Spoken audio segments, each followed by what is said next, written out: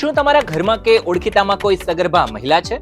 તો આ વિડીયો તેમના સુધી હમણાં જ પહોંચાડજો, કેમ કે ગુજરાત સરકાર હવે સગર્ભા બહેનોને આપી રહી છે પૂરા 12,000 રૂપિયા, અને એ પણ સીધા બેંક એકાઉન્ટમાં. વાત છે નમો શ્રી યોજનાની. સરકારનો હેતુ છે કે પૈસાના અભાવે કોઈ પણ માતા કે બાળક કુપોષણનો શિકાર ન બને. 6 લાખથી વધુ બહેનોના ખાતામાં 354 કરોડથી વધુ રૂપિયા જમા થઈ ગયા છે. પણ સવાલ એ છે કે આ લાભ કોને મળશે?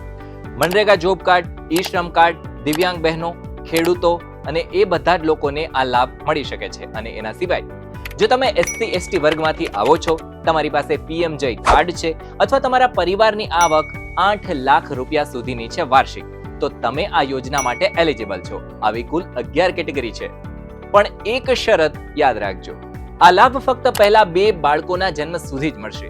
જો તમે સરકારી નોકરી કરો છો તો પણ લાભ નહીં મળે, અને જો ગેરરીતિ જણાય તો મેડિકલ ઓફિસર કે THO અથવા તો CDHO ને મળવું. હવે સૌથી મહત્વની વાત કે અરજી ક્યાં કરવી? સાયબર કેફેમાં ધક્કા ખાવાની કોઈને જરૂર નથી, અને 1 રૂપિયો પણ આપવાની તમારે જરૂર નથી. બસ તમારી નજીકની આંગણવાડી કે સરકારી દવાખાને જાઓ, આધાર કાર્ડ અને બેંક પાસબુક આપો, ઈ-મમતા પોર્ટલ પર તમારું રજીસ્ટ્રેશન થશે અને પૈસા સીધા તમારા ખાતામાં. આ 12,000 રૂપિયા માત્ર રકમ નથી, પણ આવનારા ભવિષ્યની તંદુરસ્તી છે. તો રાહ કોની જુઓ છો? તમારા પરિવાર કે પડોશમાં જે સગર્ભા બહેન હોય તેમને આંગણવાડીએ મોકલો અને આ વિડીયો શેર કરીને પુણ્યનું કામ કરો. સરકારી યોજનાની સાચી અને સચોટ માહિતી માટે જોતા રહો દિવ્ય ભાસ્કર એપ.